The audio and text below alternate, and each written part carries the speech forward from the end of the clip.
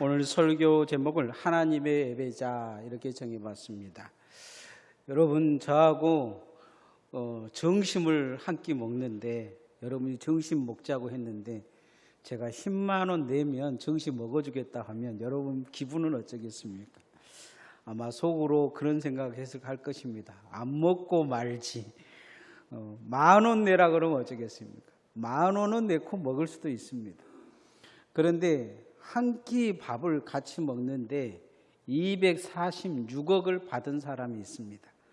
워런 버핏이라는 미국의 투자가입니다. 어마어마한 돈을 가지고 있는데 이 사람과 사람들이 밥을 먹으려고 줄을 서요.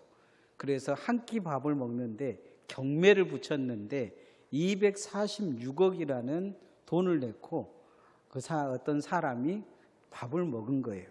무엇을 먹었을까? 금가루가 들어간 걸 먹었을까? 그러는데 그 호사가들은 그렇게 이야기하고 있어요. 워런 버핏이 콜라하고 햄버거를 좋아하니까 아마 콜라 한 잔에 햄버거 하나 먹었지 않았을까? 그런 추측도 해봅니다.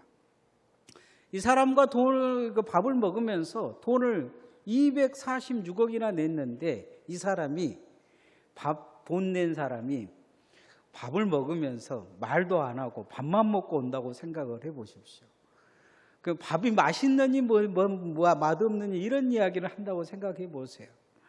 246억짜리 밥을 먹은 이유가 있을 것입니다. 그것은 워런 버핏과 관계를 맺고 싶어 하는 거죠.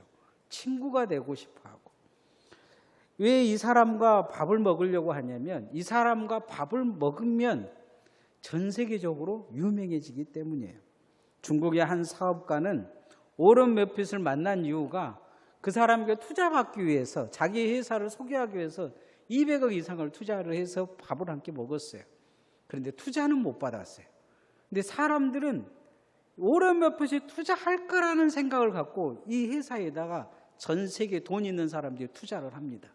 워런 버핏이 투자한 것보다도 20배 더 투자를 받아요. 엄청난 성공을 거두죠. 한 투자가는 투자받기 위해서 또 워런 버핏과 밥을 먹었는데 워런이 너무 마음에 든 거예요. 그래서 자기 돈을 맡기겠다 해가지고 이 사람한테 맡겼는데 이 사람을 직접 고용해서 자기 직원으로 씁니다. 나중에 이 사람은 전 세계 갑부대열에 들어섭니다. 한 끼 밥이 인생을 바꾼다는 것을 알기 때문에 한 끼 밥에 그만큼의 돈을 투자하는 것입니다. 그런데 우리에게는 워런보다도 중요한 분이 있습니다. 하나님이십니다. 하나님과의 이 한 번의 제대로 된 만남을 가지면 인생이 바뀔 줄 믿습니다. 예수님과의 우리의 만남이 인생을 바꿔놓았습니다. 우리를 하나님 자녀되게 했고 죄와 사망에서 건져주시고 구원 얻게 하시며 우리가 죽으면 영원한 하나님의 나라에 가게 될 것입니다. 그런데 우리가 신앙생활에서 하나님과의 만남의 공간이 반드시 이 공간 속에서 하나님을 만나야 될 시간과 공간이 있습니다. 그게 뭐냐? 바로 예배입니다. 인류가 창조되고 아담과 하와를 지었는데 이들이 실패한 것이 있어요. 그건 뭐냐면 예배에 실패한 것입니다. 예배에 실패하면 누가 찾아오냐? 사단이 찾아옵니다. 사단이 찾아와서 그렇게 꼬드깁니다. 선악과를 먹으라. 너희는 하나님같이 될 수 있다. 무슨 이야기냐면 하나님처럼 예배받는 존재가 된다는 거죠. 너희들은 예배하지 않아도 된다. 예배받는 존재가 될 수 있다. 하나님처럼 될 수 있다. 이야기를 합니다. 예배자이기보다 예배를 받는 존재가 되기 위해 인간들은 선악과를 먹습니다. 결국 그 욕망이 사망에 이르게 하고 하나님께도 예배 드리지 못하는 자가 됩니다. 에덴 동산을 쫓아내어 버리셔요. 그리고 예배 드리지 못하게 합니다. 인간이 하나님께 예배를 드리긴 하는데 그 예배가 바른 예배냐? 생명의 예배냐? 그렇지 않습니다. 그냥 하나님이 받아주시는 예배가 아닌 인간이 그냥 드리는 예배입니다. 누군가가 여러분 이 선물을 그 집 앞에다 가져놨다고 해서 선물 주었다고 생각할지 모릅니다. 근데 중요한 것은 그 사람이 그 선물을 받냐는 것입니다. 준 사람은 줬다고 하는데 받는 사람이 받냐는 거예요. 그러지 않을 수도 있습니다. 제가 강주에 있을 때 어떤 제 이제 나이 또래의 친구가 보좌관이었는데 그 선물을 가져왔어요. 굴비를 가져왔습니다. 어마어마한 굴비를 가져왔어요. 이거 받아도 되냐면 받아도 된다고 그러더라고요. 그래서 아무리 생각해도 내가 먹으면 깨름질 것 같아서 어머니 갖다 드렸어요. 나중에 검사가 부르더라고요. 그래가지고 100만 원 벌금 맞았어요. 선물을 내가 제대로 받았으면 좋을 텐데 그거 어머니 갖다 드리고 자 그냥 우리 어머니는 100만 원짜리 굴비 드셨어요. 선물도 선물다워야죠. 우리가 예배드리는 것 자체가 잘못되어지면 문제가 생겨요. 성경에도 예배를 잘못 드려서 문제가 생긴 곳이 있어요. 창세기 15장에 보면 아브라함이 예배를 잘못 드려서 후손들이 400년간 종살이할 것이다 이렇게 말씀하셔요.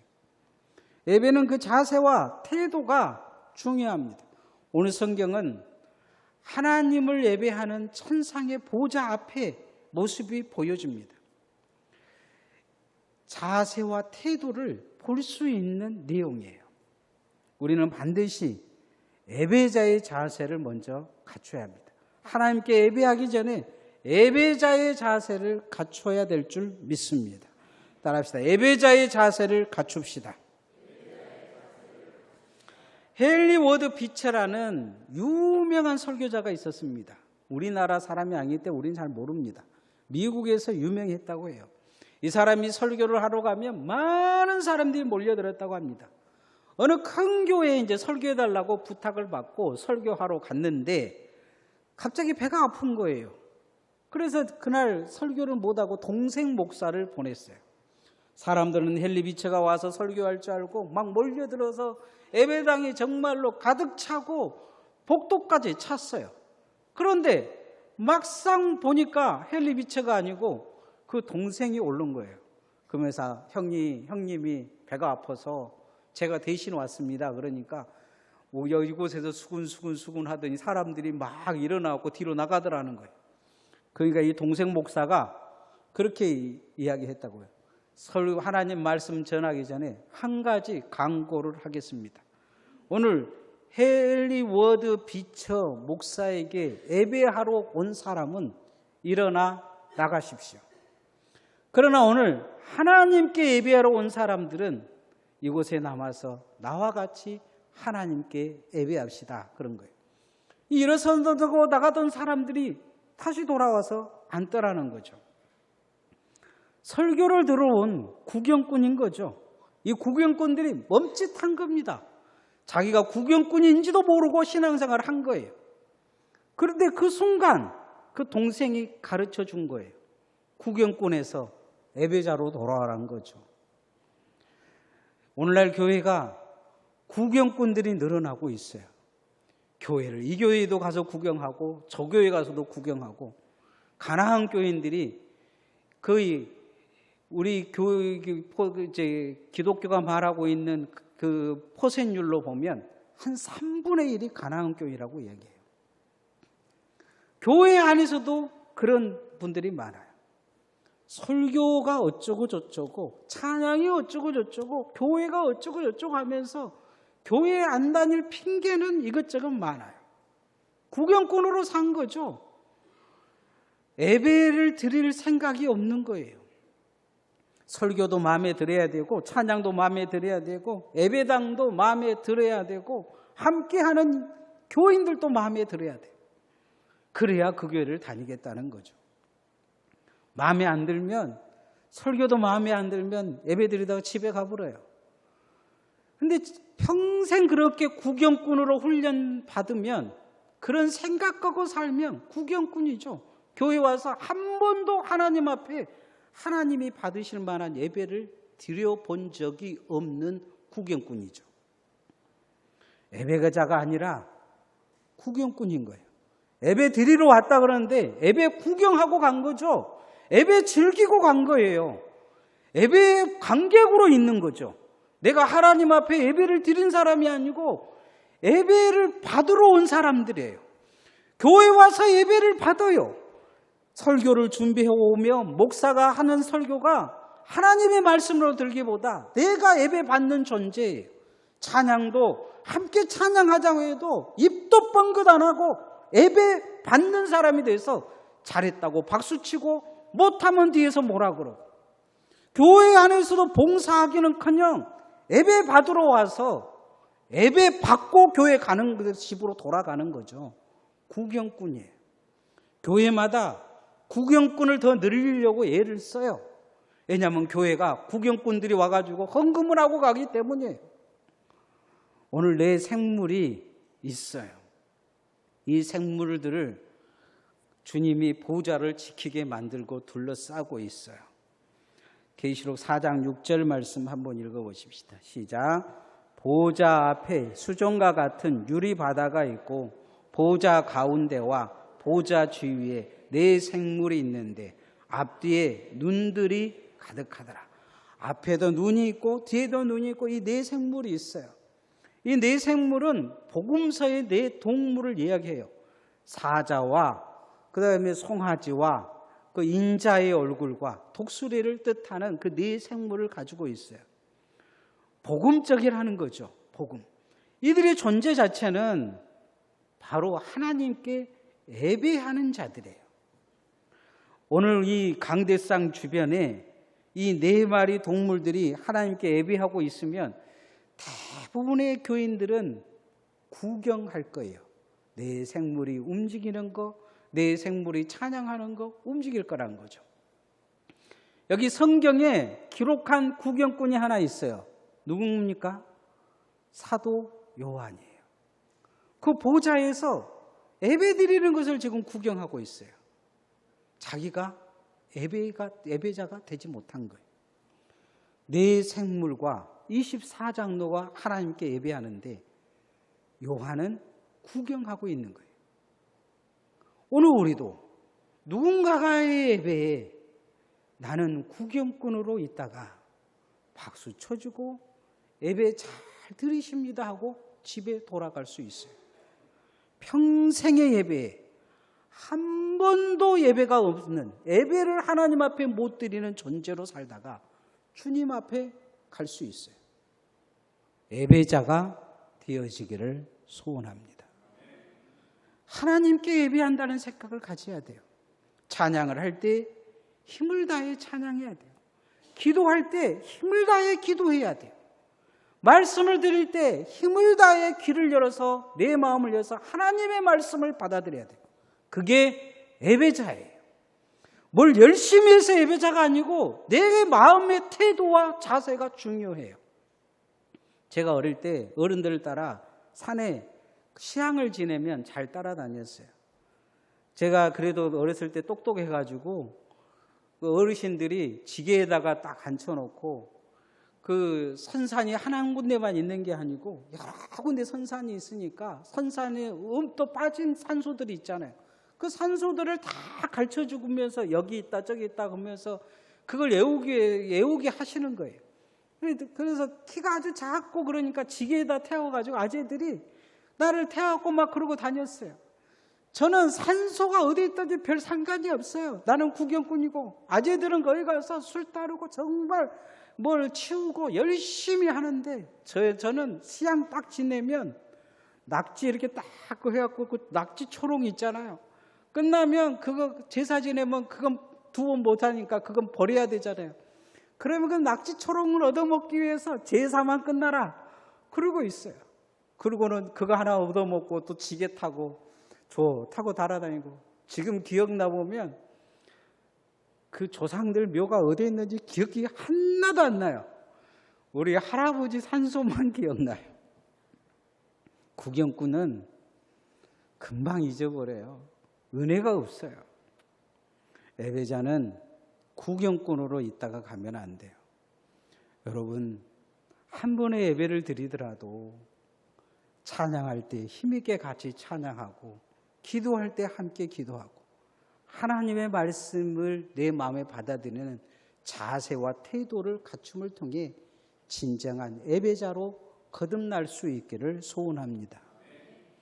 하나님은 그런데 교회 와서 예배만 드린다고 해서 예배 받아주신 게 아니에요. 하나님은 삶을 보고 예배를 받으셔요. 그래서 우리는 예배가 예배당에서만 끝나는 게 아니고 내 삶에서 거룩하게 드러나야 된다는 것을 기억해야 돼요. 따라하십시다. 예배는 거룩한 삶을 드리는 것입니다. 한 스승이 제자들에게 비둘기를 이렇게 주면서 잡아서 아무도 없는 곳에 죽여오라 그랬어요. 다 잡아주고 했는데 제일 그 제자 중에 모자란 아이가 가지고 온 거예요. 사람들이 막 놀렸어요. 그러니까 이 아이가 그런 이야기를 해요. 제가 어디를 가든지 하나님이 보고 계셨습니다. 동굴 속에도 나무 뒤에도 하나님이 보고 계셨습니다. 하나님을 향한 눈이 그에게 있는 거죠. 우리가 하나님을 향해 눈이 있는 것이 거룩입니다. 어디 있든지 하나님이 계셔야 돼요. 내가 하나님을 바라보는 눈이 있다면 내 죄가 보여요. 회개가 되어집니다. 하나님을 바라보는 눈이 있다면 예배가 되어집니다. 성경의 첫 예배의 모습을 가진 부분이 창세기 4장에 나옵니다. 가인과 아벨이 예배를 드리죠. 가인의 예배는 안 받아주시고 아벨의 예배는 받아주십니다. 가인은 예배를 경쟁의 도구로 사용했습니다. 예배 드리고 나서 동생 죽여버립니다. 거룩한 삶이 없었기 때문이라고 주님이 경고하신 내용이 있어요. 네 자신의 삶을 뒤돌아보라는 거예요. 유추해보라는 거예요. 예배가 문제가 아니고 삶의 문제 있었다는 거죠. 거룩한 삶에 예배자로서의 삶에 실패한 것입니다. 오늘 내 생물이 부르는 찬양 속에 거룩하다는 말이 3번이나 반복됩니다. 4장 8절 말씀 읽어보십시다. 시작. 내 생물은 각각 6날개를 가졌고 그 안과 주위에 눈들이 가득하더라. 그들에게 밤낮 쉬지 않고 이르기를 거룩하다 거룩하다 거룩하다 주 하나님 곧 전능하신 이여 전에도 계셨고 이제도 계시고 장차 오실 이시라 하고. 우리는 눈이 2개밖에 없어서 앞만 봅니다. 그런데 이 생물들은 6날개도 가졌고 주위에 눈들이 가득하다는 거죠. 주변을 들여다볼 수 있는 눈이 있고 자기 자신을 바라볼 수 있고 상대방을 볼 수 있는 눈이 가득하더라 이야기를 합니다. 하나님의 보좌 앞에 하나님을 바라보는 눈이 가득한 거죠. 눈이 띄어진 것입니다. 우리의 삶에도 하나님 앞에 거룩한 눈이 띄어지기를 소원합니다. 거룩은 말로 해서는 안 됩니다. 예수님은 그런 말씀하셨어요. 애물을 가지고 와가지고 형제와 다툰 것이 생각나거든 그 형제와 화해하고 다시 와서 예배 드리라고 이야기했습니다. 거룩한 예배를 더럽히지 말라는 이야기죠. 하나님 앞에 나오면 우리는 내 자신을 들여다보고 회개해야 합니다. 교만한 마음을 내려내야 합니다. 입술로 번제하면 안 됩니다. 형제들을 사랑하고 섬기고 축복하는 마음으로 주님 앞에 나아가야 됩니다. 이게 거룩입니다. 우리가 하나님 앞에 그렇게 내 삶을 거룩하게 제물로 드릴 수 있는 성도들 되어지시기를 소원합니다. 이사야에 보면 하나님이 그런 이야기를 하십니다. 저 뒤에 성전 문 좀 닫아버렸으면 좋겠다 이야기하셔요. 그들이 가지고 있는 예물이 역겹다 이야기하십니다. 토할 것 같다 이야기하십니다. 왜냐하면 삶에 문제가 있기 때문이에요. 예배만 드리면 된다고 생각하는데 삶에 문제가 있다는 것입니다. 내 삶이 거룩으로 나아갈 때 오늘 예배를 하나님이 받아주시는 것입니다. 마지막으로 예배는 종이 주님 앞에 드리는 것입니다. 종의 자리에서 우리는 예배 드려야 합니다. 따라합시다. 주님의 종의 자리에서 예배 드립시다. 열왕기사에 쭉 보면 이 북이스라엘의 사람들이 계속 반역을 합니다. 어떤 사람은 반역해서 7일간 왕노릇하고 자살해 죽어버려요. 그런데 이 사무엘 상하에 보면 진짜 주님이 종이라고 말하는 사람이 나옵니다. 누구냐면 다윗입니다. 다윗은 사울 왕을 2번 죽일 수 있는데 죽이지 않습니다. 이유가 딱 한 가지예요. 하나님이 기름 부은 종을 죽이지 말랐다는 거예요. 나도 주님의 종이라는 거예요.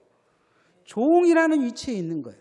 그런데 11개에 보면 왕 되기 위해서 군대 장관을 세워놓으면 그 쿠데타 일으켜서 죽여버려요. 그리고 또 다른 사람 왕 세워놓으면 또 죽여요. 그리고 북이스라엘은 보면 그냥 계속 쿠데타가 왕 되기 위해서 그런 거예요. 오늘 성경에 보면 면류관을 쓴 사람들이 나옵니다. 이 면류관은 뭐 올림픽 쓸 때 쓰는 그 면류관을 이야기하는 게 아니에요. 로마의 황제들은 면류관을 썼습니다. 왕관을 말하는 것입니다. 23자족노에게 하나님이 면류관을 씌워주셨어요.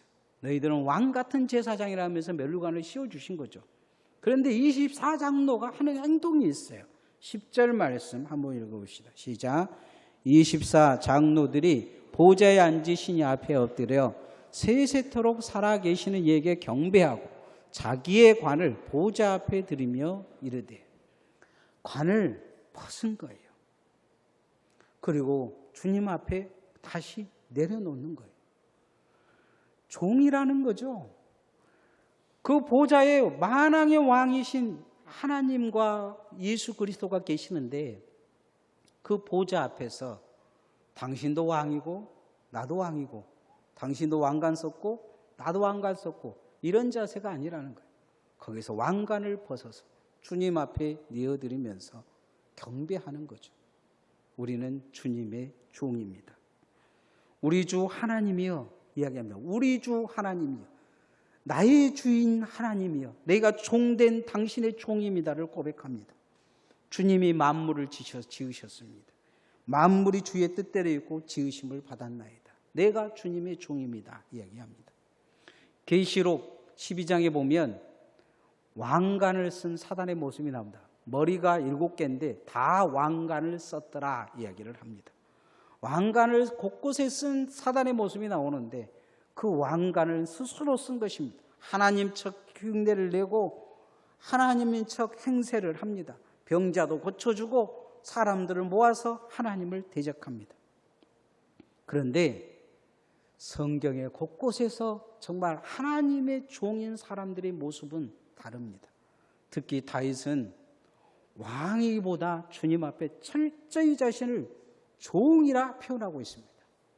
하나님의 종으로 예배드리는 거죠. 우리는 교회 와서 목사로 예배드리는 게 아닙니다. 장로로 예배드리는 게 아니에요. 권사로 예배드리는 게 아닙니다. 무슨 직분이 있다고 마음대로 돌아다니고 자기 마음대로 해도 할 수 있는 게 아닙니다. 여러분에게 권리가 있는 게 아니에요. 그런 권리를 준 적이 없습니다. 예배는 종으로 드리는 것입니다. 내가 종임을 기억하고 주님을 섬기는 자로 하나님 앞에 드리는 것입니다. 그래야 진정한 예배자가 됩니다. 늘 겸손하게 나를 낮추고 나의 부족함을 들여다보고 내가 주님의 종의 위치에서 예배 드릴 때 예배가 예배되어질 것입니다. 이제 말씀의 결론을 맺으면 우리는 하나님의 예배자입니다. 하나님께만 예배드리는 예배자입니다. 하나님을 향하여 예배드리는 자입니다. 그래서 예배자이어야 합니다. 이 예배자가 되기 위해 먼저 자세를 갖춰야 합니다.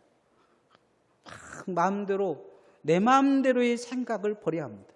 오직 하나님을 향하여 내 마음과 진심과 전심을 다해 정말 진심으로 내가 주님 예배드리고 싶다는 마음과 자세를 갖춰야 합니다.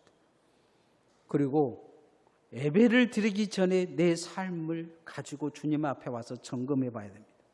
회개할 건 철저히 회개하고 문제된 것은 제거하고 주님 앞에 거룩한 삶으로 내 자신을 예배 드려야 합니다. 마지막으로 늘 사단은 우리에게 와서 너는 누구인데 자꾸 부추깁니다. 너는 너 마음대로 해도 돼. 너는 권리가 있어. 너는 힘이 있어. 어떤 사람들은 그러잖아요. 너는 초신자니까 괜찮아. 어떤 사람들은 너는 이 교회 오래 다녔으니까 괜찮아. 너는 교회 일을 많이 하니까 괜찮아. 너는 사람들이 인정해 주니까 괜찮아. 괜찮은 게 어디가 있어요? 하나님 앞에는 두렵고 떨림으로 주님의 종의 위치에 서서 예배 드려야 합니다. 우리는 하나님의 예배자임을 기억하고 예배가 예배되어질 수 있기를 소원합니다. 찬양하십시다.